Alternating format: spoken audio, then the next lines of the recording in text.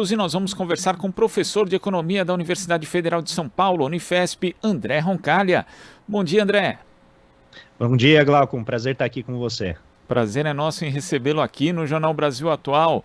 André, ontem o governo Bolsonaro acelerou a liberação das emendas do chamado orçamento secreto, segurando assim que o estado de emergência possa permitir que os recursos continuem a ser liberados a seus aliados durante o período eleitoral. E os dados, André, mostram que nos últimos 10 dias de junho o governo empenhou 4 bilhões e 600 milhões de reais das emendas de relator, que é mais da metade de tudo que foi liberado neste ano, 7,6 bilhões. A gente sabe que as emendas, de uma forma geral, fazem parte do arranjo institucional brasileiro, mas não só chama atenção esse tipo específico de emenda que surgiu durante o governo Bolsonaro e a gestão de Arthur Lira à frente da Câmara, que é caracterizada pela falta total de transparência, mas também o montante. Isso simboliza, na prática, um governo que praticamente abdicou de utilizar uma parte importante do orçamento, o que significa abrir mão, na prática, de governar, André? Vamos dizer assim, Glauco, eu acho que o governo Bolsonaro ele faz sempre muito barulho e acaba tendo os resultados que são pífios. Então, em termos econômicos, basicamente o que esse governo vai fechar o ano é com o mesmo nível de gasto com relação ao PIB do que ele teve em 2021. Então ele faz um escarcéu danado, corrói as instituições, principalmente as fiscais, por dentro, e no fim gera o mesmo resultado que ele tinha no ano anterior.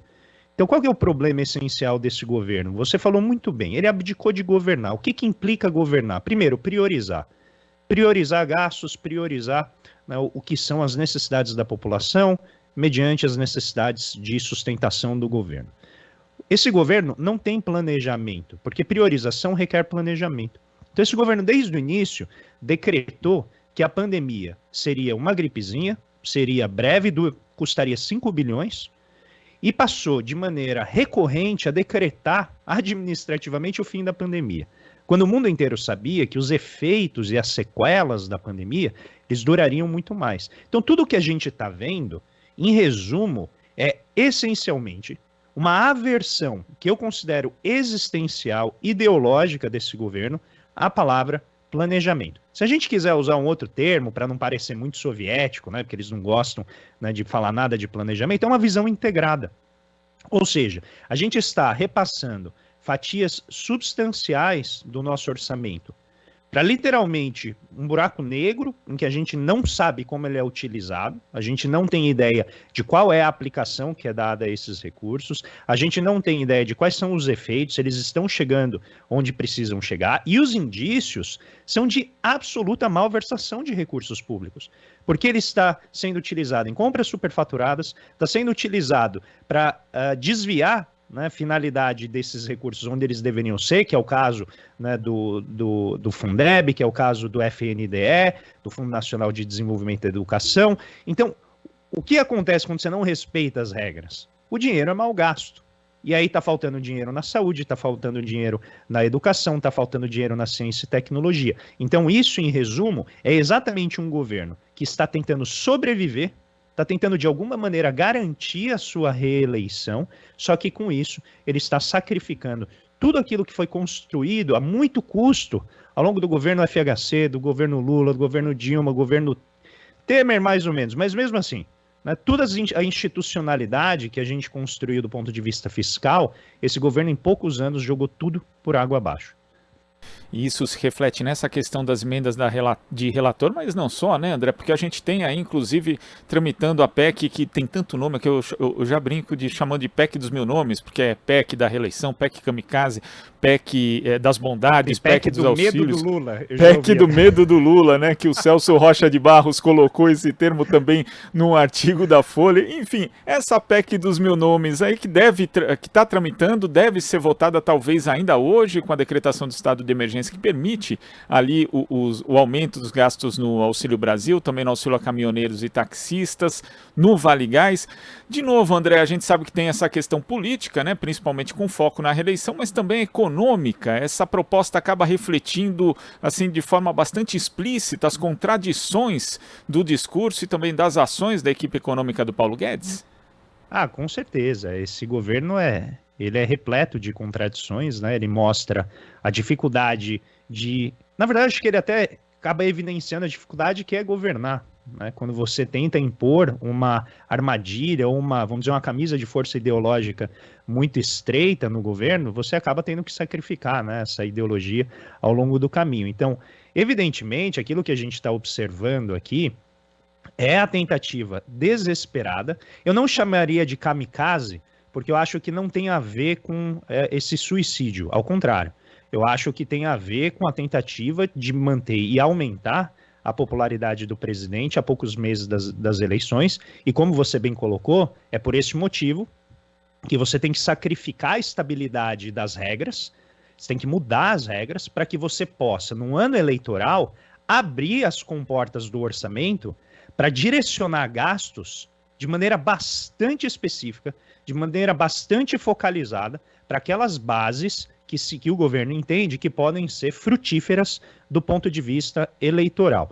E aqui tem um aspecto interessante que a gente precisa explorar, que é o seguinte: quando o governo faz esse jogo, né, de usar o orçamento de maneira absolutamente arbitrária, absolutamente pouco transparente, eu vou chamar de pouco transparente para a gente manter um pouco do republicanismo aqui. A forma de fazer é essencialmente reforçar os grandes caciques que apoiam esse governo, os caciques legislativos, né, entre eles particularmente Arthur Lira e a sua base, e o resultado que a gente vai ver no final é que o dinheiro vai chegar nas pessoas, só que ele vai chegar possivelmente em menos pessoas do que ele precisa chegar, menos famílias, e vai certamente engordar os bolsos de empresários que têm fortes ligações com o governo.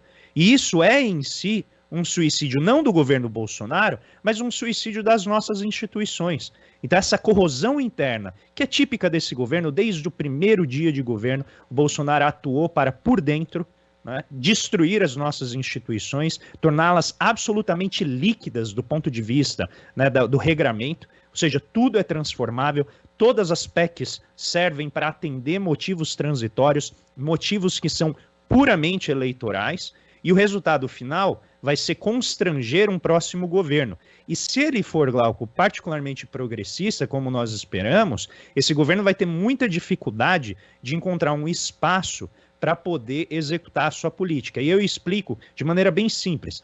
Se o Bolsonaro inflar demais os gastos esse ano, a gente já está vendo as taxas de juros dos títulos do Tesouro subindo, porque o mercado começa a reagir novamente a toda essa balbúrdia. Note, o nível de gasto do governo Bolsonaro nesse ano vai ser exatamente o mesmo nível de gasto com relação ao PIB do ano passado. Só que as taxas de juros vão continuar subindo, porque se criou essa ideia de risco fiscal, muito embora o nível de gasto seja o mesmo. E é este o problema. Quando você cria esse caos, essa balbúrdia, as taxas de juros sobem, aumenta o serviço de juro da dívida e, com isso, a gente vai esmagando ainda mais o espaço de política fiscal do governo, de um próximo governo, porque a dívida tende a crescer mais rapidamente. Não porque o governo está gastando demais, mas a dívida começa a crescer porque começa a incidir mais juros sobre a dívida. Então ele tem que rolar esses juros, né? Pensem no cheque especial que vai crescendo sem você gastar mais, e o resultado, inevitavelmente, é tornar um próximo governo um pouco mais restrito em termos do seu campo, né, de atuação. E isso eu acho, Glauco, que é algo que a gente precisa chamar muito a atenção da população, porque essa jogatina que o governo Bolsonaro está fazendo, porque é literalmente um jogo de azar o que ele está fazendo com a população, vai custar muito caro num futuro próximo. Não é distante, não. É num futuro bem próximo. Não, e esse comprometimento do ponto de vista fiscal, se a gente for atentar ainda que temos hoje um Banco Central autônomo, com um presidente do órgão ali que tem mandato até 31 de dezembro de 2024, ou seja, invadindo quase metade de um eventual novo governo, essa situação ainda é mais dramática, né, André? Precisaria haver uma concertação, na verdade, entre uma nova equipe econômica e o próprio Banco Central, para que os rumos da política fiscal e monetária não acabassem batendo cabeça ali no futuro.